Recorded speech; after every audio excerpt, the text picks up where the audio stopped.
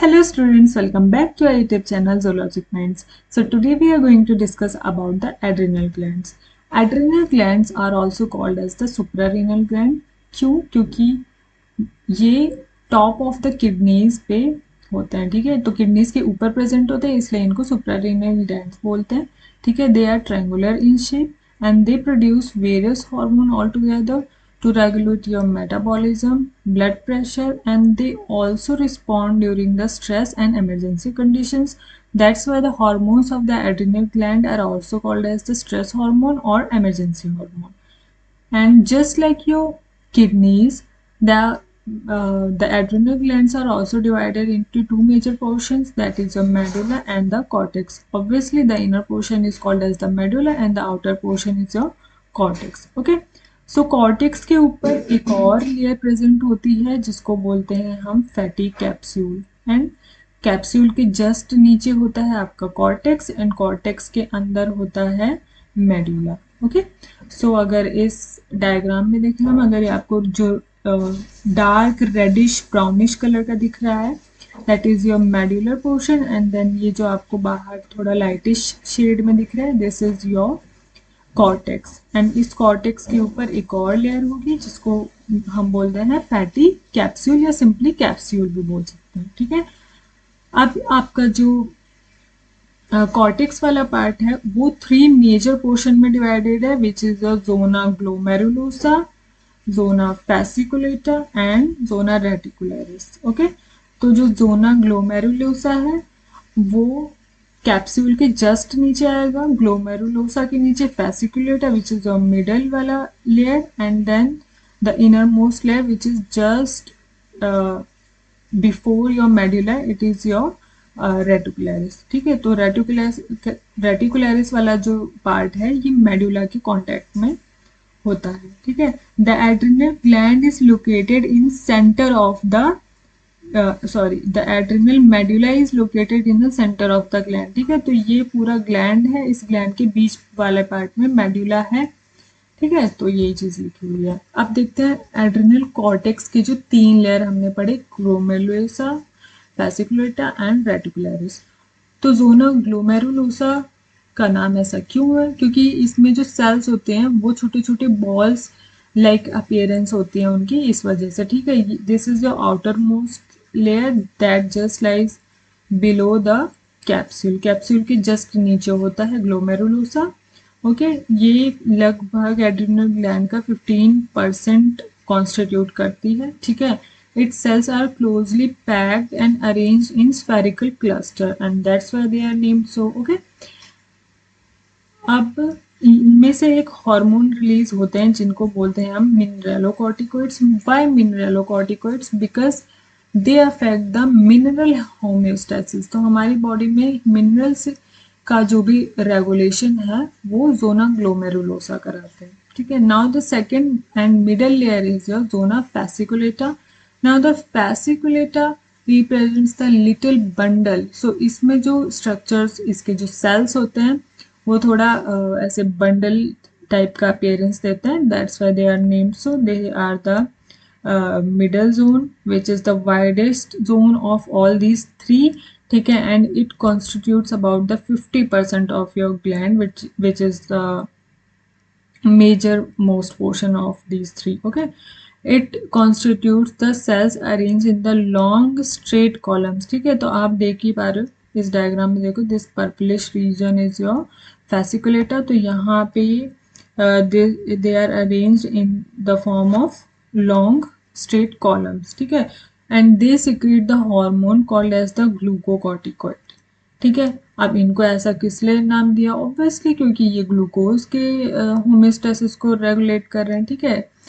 अब जो inner most layer is your zona reticularis, ठीक है। This is the inner most zone which constitute about 7% of your gland. The cells are arranged in branching cords, okay, which secretes the gonadocorticoids, ठीक है। तो यहाँ पे आप जो देख पा रहे हो ये जो ग्रेनिश पार्ट दिख रहा है this is representing your zona reticularis, ठीक है। यहाँ पे एकदम ब्रांच्ड कॉर्ड्स के फॉर्म में सेल्स प्रेजेंट हैं। 7% पूरे एड्रिनल ग्लैंड का है, जोना रेटिकुलरिस, ठीक है। एंड दे सिक्रेट गोनाडोकॉर्टिकोइड्स, जिनको हम सेक्स हार्मोन्स भी बोलते हैं, और यहाँ से मेजरली जो मेल सेक्स हार्मोन्स एंड्रोजेंस हैं वो रिलीज होते हैं, ठीक है। अब एक इंटरेस्टिंग पार्ट ये है कि सेल्स ऑफ जो जोना फैसिकुलेटा और रेटिकुलरिस है ना, इनमें विटामिन सी भी प्रेजेंट होता है।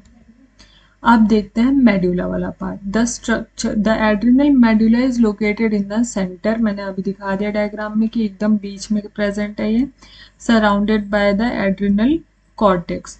The adrenal medulla produces hormone, जिसको हम बोलते हैं एपिनेफ्रिन एंड नॉरएपिनेफ्रिन, ठीक है।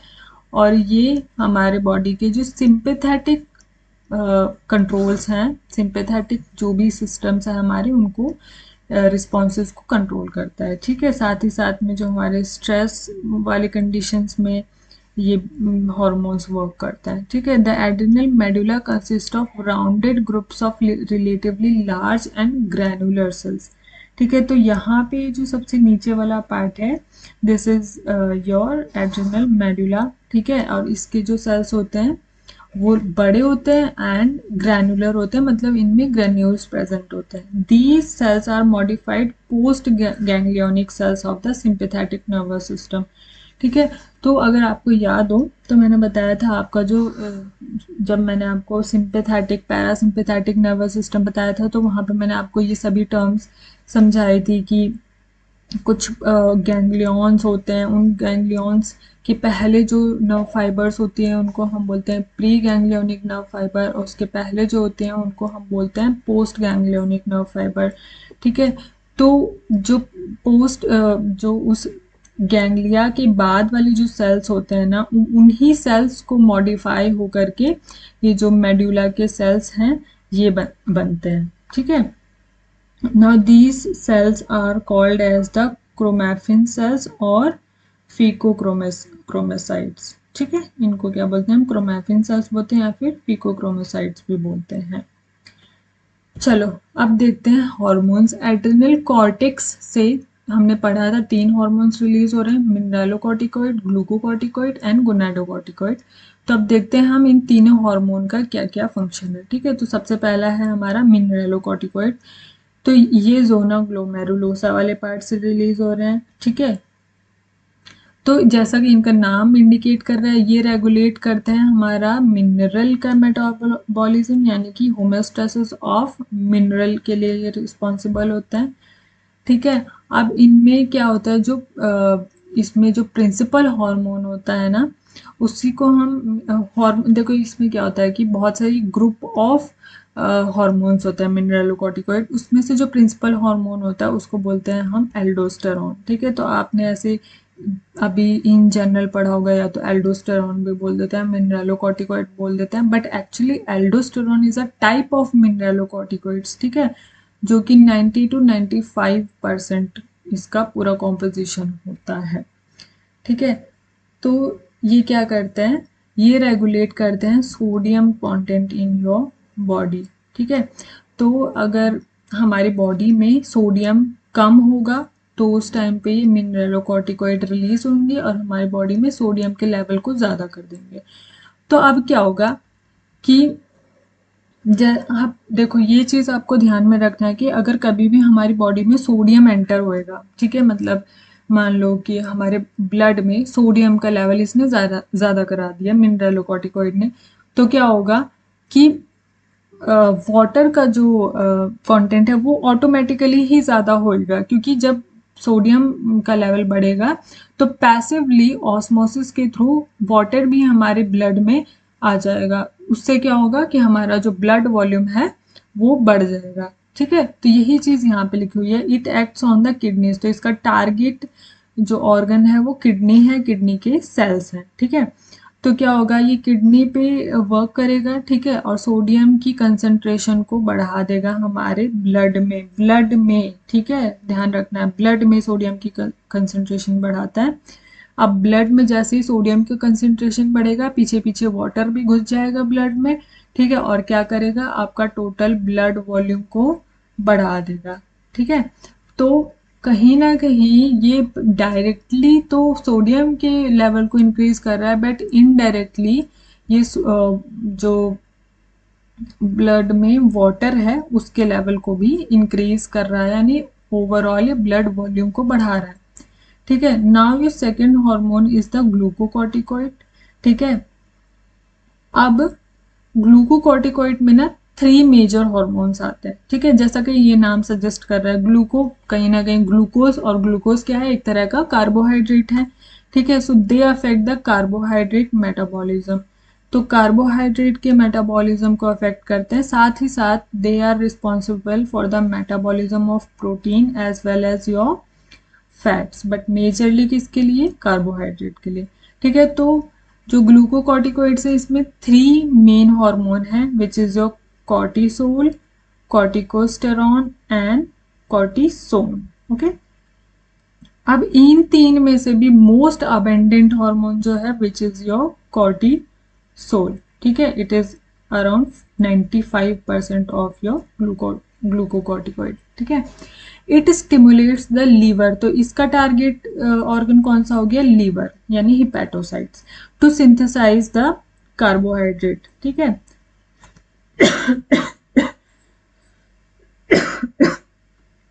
So sorry. ठीक है, तो ये क्या करता है कि हमारे जो लीवर है, लीवर पे एक्ट करता है और उनको इंस्ट्रक्ट करता है कि आप कार्बोहाइड्रेट सिंथेसाइज करो। ठीक है, तो ये क्या करेगा कि हमारे ब्लड में ग्लूकोज के लेवल को बढ़ा देगा। ठीक है, cortisol also stimulates the degradation of the protein within the cells and amino acid in the blood.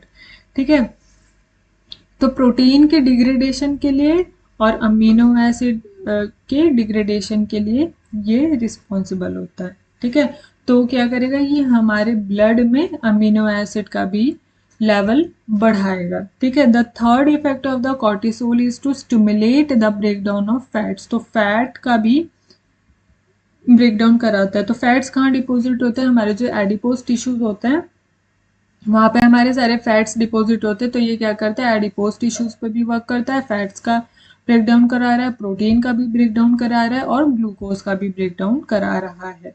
ठीक है, सॉरी, ग्लूकोज का सिंथेसिस करा रहा है। Now the cortisol has anti insulin effect, obviously क्योंकि ये कार्बोहाइड्रेट का सिंथेसिस करा रहा है। अब इंसुलिन क्या करता है, इंसुलिन हमारे ब्लड में जो ग्लूकोज का लेवल है उसको डिक्रीज करता है, और ये क्या कर रहा है, इंक्रीज कर रहा है। तो बिल्कुल इसका एंटागोनिस्टिक फंक्शन है यहाँ पे इंसुलिन के अगेंस्ट। ठीक है, the cortisol is a anti inflammatory. ठीक है, तो ये इसका एंटी इन्फ्लामेशन यानी कि इन्फ्लामेशन के अगेंस्ट बिल्कुल ये काम करता है। इट कैसे, it retards the phagocytic activities of the WBC। ठीक है, एंड दूसरा जो ये है, नंबर ऑफ मास्ट सेल्स को भी रिड्यूस कर देता है। ठीक है, तो इस तरह से ये अपना एंटी इन्फ्लामेटरी फंक्शन शो करता है। अब ये इम्यूनो सप्रेसिव भी, एज अ इम्यूनो सप्रेसेंट भी इसको यूज करते हैं। ठीक है, तो ये क्या करता है, एक्चुअली जो एंटीबॉडीज का सिंथेसिस है उसको सप्रेस कर देता है। ठीक है, तो इस वजह से इम्यूनो सप्रेसेंट की तरह भी काम करता है। तो इसको जब एलर्जीज वगैरह हो जाती हैं, ठीक है, एक तो एलर्जी के टाइम पे यूज करते हैं, और दूसरा जब बॉडी में कोई ट्रांसप्लांटेशन होता है तो उस टाइम पे इसको यूज किया जाता है एज अ इम्यूनोसप्रेसेंट। ओके, ठीक है, इसके अलावा it also elevates the blood pressure, blood pressure को बढ़ाता है और साथ ही साथ स्ट्रेस कंडीशन के साथ भी कोप करने में हेल्प करता है। when we are under stress our body secretes cortisol, that's why this hormone is called as the stress hormone. Okay, so the glucocorticoids are called as the stress hormone. Now the third hormone is gonadocorticoids. ठीक है, तो इसमें क्या होता है, हमारे जो sex corticoids है ना, इनको हम सेक्स हार्मोन्स पे बोलते हैं, वो रिलीज होता है। ठीक है, अब इसमें मेल हार्मोन जो एंड्रोजन है वो ज्यादा रिलीज होता है as compare to your female sex hormones. ठीक है, These male sex hormones are called as the androgens which are important in development of male fetus. ठीक है, तो मेल फीटस के डेवलपमेंट में का बहुत मेजर रोल है यहाँ पे एंड्रोजेंस का, जो कि आपके एड्रिनल कॉर्टेक्स का जो इनर मोस्ट वाला पार्ट है वहां से रिलीज हो रहा है। ठीक है, अब होता क्या है, वैसे तो बॉयज में बॉयज या गर्ल्स में मतलब ह्यूमंस की अगर सेक्स डिटर्मिनेशन की बात करूं तो उसमें जेनेटिकली सेक्स डिटरमाइन होता है कि एक्स एक्स हुआ तो फीमेल, एक्स वाई हुआ तो मेल। ठीक है, तो एक्स वाई अगर आ गया तो वो मेल तो जेनेटिकली वो मेल हो जाएगा, लेकिन ऐसा नहीं है कि वो एक प्रॉपर मेल में डेवलप हो जाएगा बिना एंड्रोजन के। तो जब तक उस पे एंड्रोजन वर्क नहीं करेगा फीटस के ऊपर तब तक वो प्रॉपर मेल में डेवलप नहीं होगा। फिर उसमें क्या रिटार्डेड डेवलपमेंट दिखेगी मेल्स की, तो वो डिफेक्टिव फीटस हो जाएगा। ठीक है, therefore the androgen stimulate the development of the male secondary sexual characters like the distribution of body hair. ठीक है, now the female sex hormones are secreted by the adrenal cortex. ठीक है, तो oestrogen हमें पता है फीमेल सेक्स हार्मोन है, तो ये क्या करता है, it develops the female secondary sexual characters. जैसे जैसे फीमेल सेकेंडरी सेक्सुअल कैरेक्टर्स कौन से होते हैं, मेमोरी ग्लैंड का डेवलपमेंट हो गया। ठीक है, और जेनिटल्स में जो हमारे ओवरीज वगैरह रिलीज हो रही हैं। ठीक है, अब देखते हैं कि हार्मोन्स ऑफ एड्रिनल मेडुला। हमने कॉर्टेक्स के तीनों हार्मोन पढ़ लिए। ठीक है, अब हम देखते हैं मेडुला। तो मेडुला से मेजरली दो हार्मोन रिलीज हो रहे हैं, नॉर एपिनेफ्रिन जिसको नॉर एड्रिनलिन भी बोलते हैं, दूसरा है एपिनेफ्रिन जिसको एड्रिनलिन बोल रहे हैं। ठीक है, तो जो नॉर एपिनेफ्रिन है it regulates the blood pressure under normal condition. ठीक है, तो ये चीज आपको ध्यान रखना है, नॉर्मल कंडीशन। तो यहाँ पे, और जो एपिनेफ्रिन है ये टाइम ऑफ इमरजेंसी। ठीक है, तो ये दोनों चीजें आपको बहुत ध्यान रखना है। नॉर एपिनेफ्रिन नॉर्मल कंडीशंस में काम करता है और एपिनेफ्रिन इमरजेंसी कंडीशंस में काम करता है। ठीक है, it causes the constriction of essentially all the blood vessels.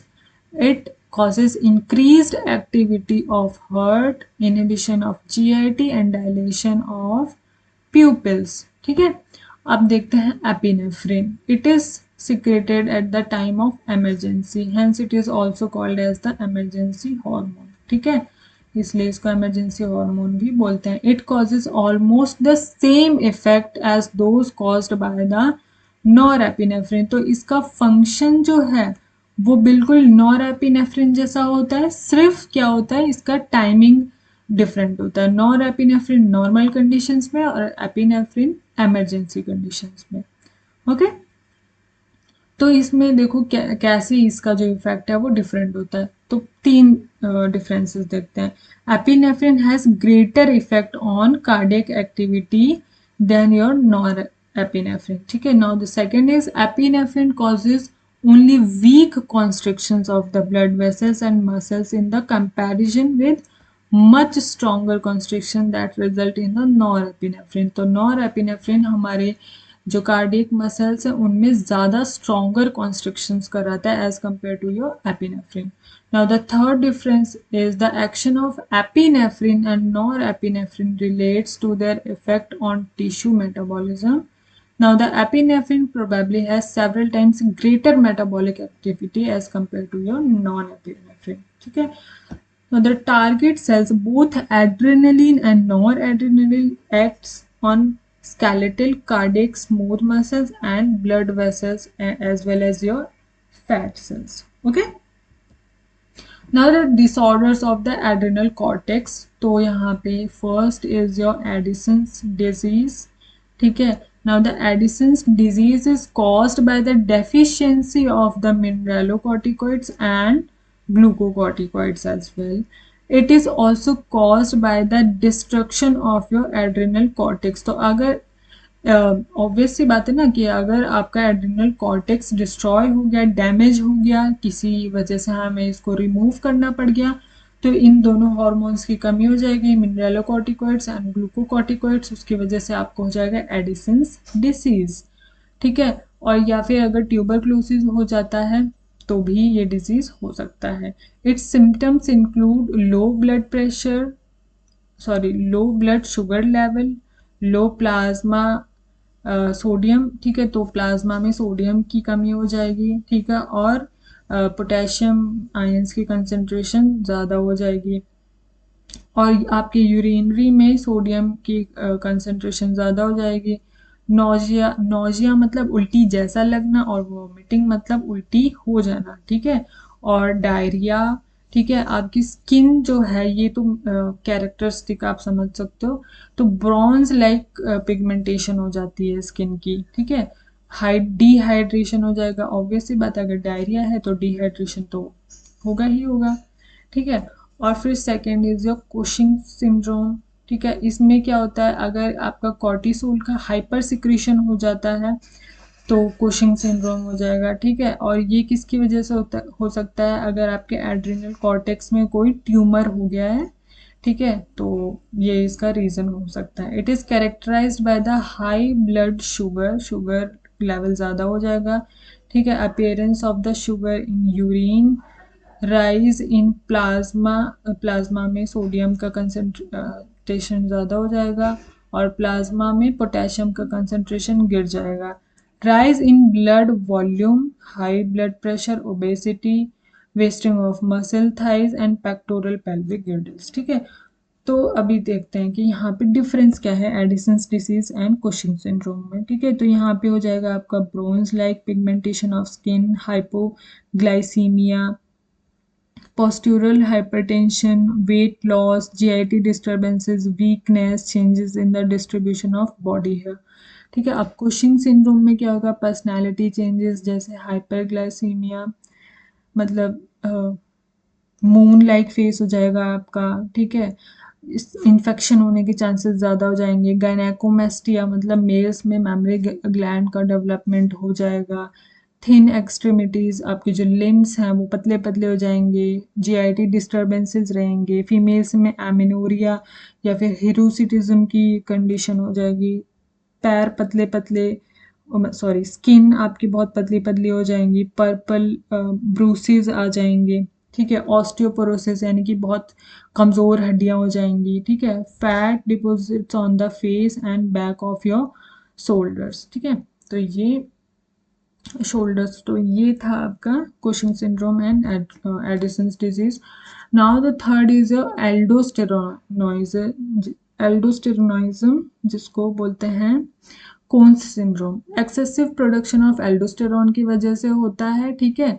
इसका रीज़न हो सकता है कि जो एड्रिनल कॉर्टेक्स है उसमें ट्यूमर हो गया हो, ठीक है। Its symptoms include a high sodium in plasma, low potassium, ठीक है, rise in blood volume, high blood pressure and polyuria. तो पॉलीयूरिया क्या होता है कि बार बार बहुत फ्रीक्वेंट यूरिनेशन होने लग जाती है, ठीक है। Now the fourth is your adrenal विरिलिज्म।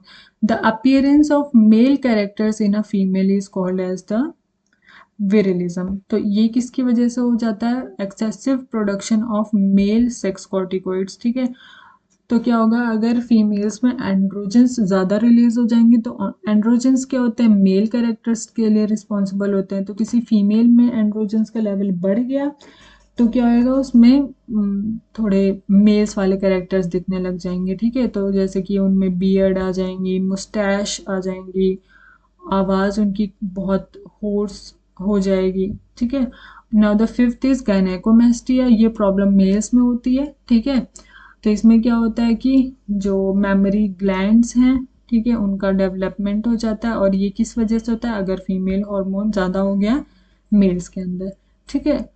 तो this is your all about the adrenal glands. I hope आपको मेरे वीडियोस अच्छी लगी होंगी।